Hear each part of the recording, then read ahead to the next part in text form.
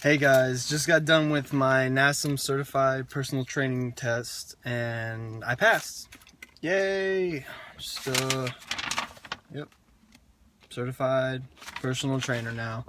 My thoughts on the test itself, I would say were here. Well, let me just get a breakdown. When I first went into the test, I was pretty confident. I had read the book twice, went through it twice, reviewed it a couple times. Well, I read it fully one time and then highlighted everything I needed the second time. Also, when I went in, I had taken every single quiz that was on there. Also, I took let's see, there was quizzes on e-learning in the book. Like the first page of it, there's a book.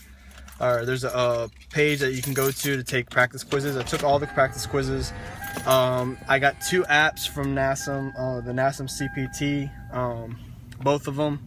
Both great apps. They really give you an insight of how the questions are going to be worded, and also gives you sort of a heads up of like these questions might trick you a little bit. Some of them might be worded a little bit differently. Yeah.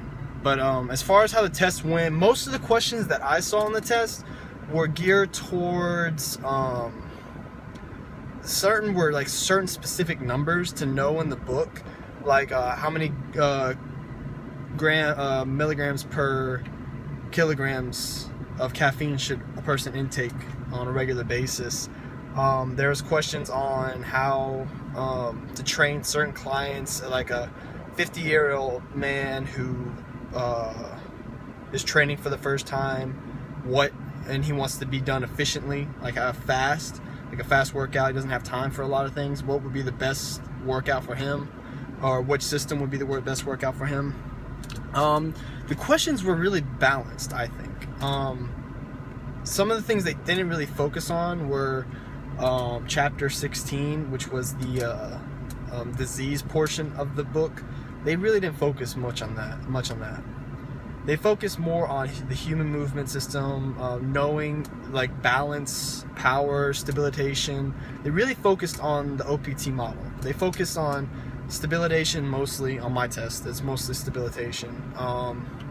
They focused on which exercises were power, balance exercises, or strength, power exercises. Those were most of the questions that I got.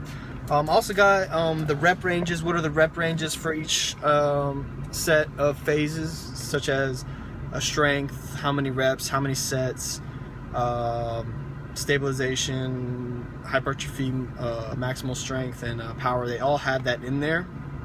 So for me personally, I would focus more on knowing which exercises go with which. So balance, power exercises, which go with which. Like which one are stability, what's a progression, what's a regression from each exercise. I would focus more on that.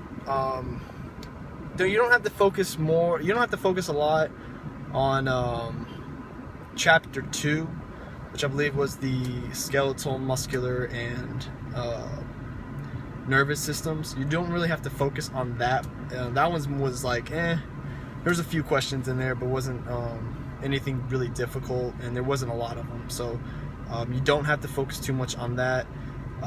They only had, I believe, 2 to 3 heart questions. Didn't have a lot of heart questions on there. So yeah, if you know everything about the heart and everything about the skeletal, muscular, and all the systems pretty much, then it's not really going to be geared towards that, but it's always good to have some type of knowledge on that. It's really based on the movements, really based on the what kind of activities you're doing, and really focus in on the numbers. I saw a lot of the numbers on there for specific, how much grams of protein were yield for 1 calorie, how many grams of protein per calorie, or for calories. Like 1 gram of protein would be 4 calories. So they asked each one of those. They did have some nutrients, nutrition. They did have some vitamins, a little bit of vitamins. But yeah, It's 120 questions, guys. So there's a lot. It was spread out mostly, but the most important one was the OPT model, knowing progressions, regressions, knowing the stabilization, knowing the strength, knowing the maximal strength, knowing all that. Really, you can get a good grasp on the test. It wasn't hard. At first, I got nervous because the first few questions, I was just kind of like, oh my God, I completely forgot, I spaced out. And then once I calmed down a little bit, I finished the test and reviewed it, and I was like, yep, got that right, got that right, got that right. And I was pretty confident. I mean, after that, I think I probably scored in the high, at least probably around the high 80s, 90% of the test I got right. I was very confident on it. Yeah, so that's my kind of review on how the test went. It was, if you didn't, I would strongly suggest read the book, go through the slides that they give you, get the apps, especially the apps. For me, the apps worked really well. I got a grasp on how they were going to ask the questions, and I wasn't surprised by how they asked them.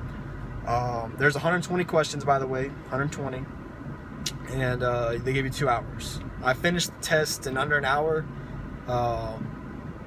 but I made sure I reviewed it several times, about 10 minutes of reviewing all the questions to make sure if I got them all right.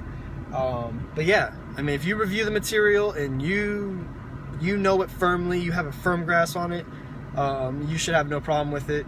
It is a pretty hard test. If you don't study really well and you kind of just half-ass it, you're pretty much not going to pass it. But yeah, that's my take on it.